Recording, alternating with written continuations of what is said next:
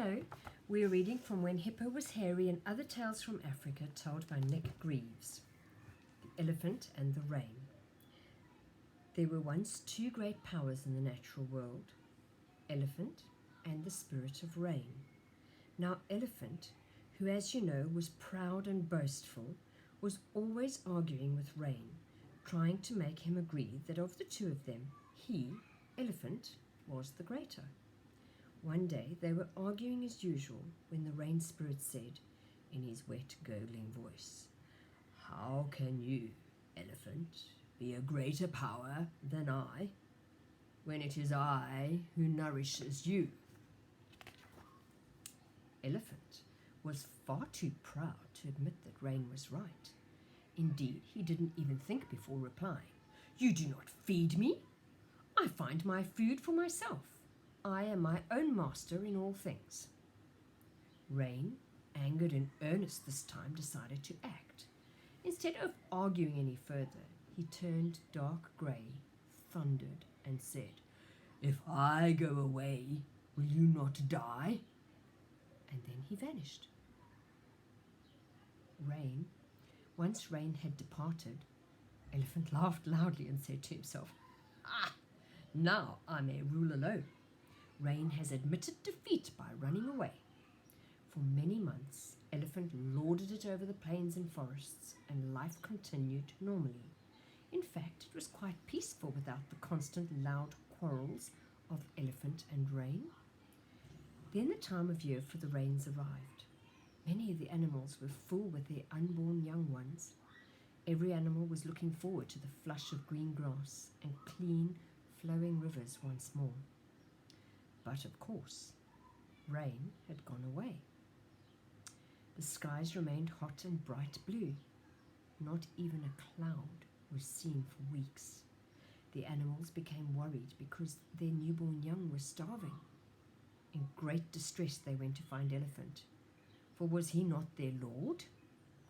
Elephant looked a bit uncomfortable, but he replied to their demands by saying, "I will call Vulture, the most potent of all the rainmakers." Elephant then called Vulture and commanded him to cast lots and make rain. But Vulture was Rain's servant, and he knew about the quarrel that the two mighty ones had had. He excused himself, explaining to Elephant that he was too afraid of the great Elephant to try in case he failed. Elephant then summoned Crow, the wisest of all birds, and commanded her to cast lots to make rain. This she did, and some rain fell.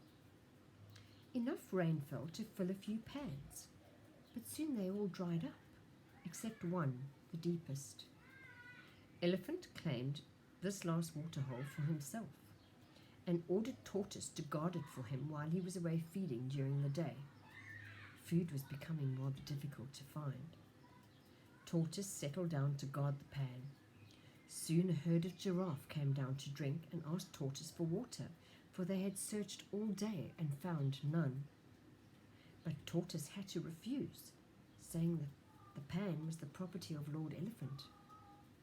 Zebras, gemsbok, wildebeest, tsessebe, springbucks, and many other animals will all in turn refuse to drink.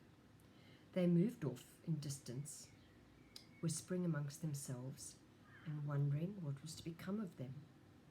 In the evening, Lion came down to drink, and as before, Tortoise told him he could not, as the pan belonged to Elephant. But Lion was not impressed. He simply cuffed Tortoise out of the way and drank his fill.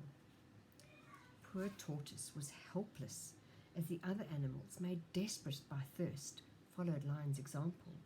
They crowded around the pan and drank deeply.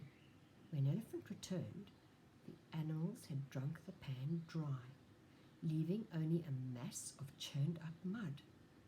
He trumpeted in rage and turned upon the unfortunate Tortoise. Poor Tortoise tried to explain that he'd been too little and weak to stop the thirsty animals. But Elephant was in such a rage that he picked up Tortoise and swallowed him whole. Now Tortoise did not want to die, especially since he did not deserve such punishment. As soon as he reached Elephant's stomach, he began to tear at the soft insides, determined to get out. Elephant screamed with pain and realized at the same time that his pride and arrogance had led him to a nasty end.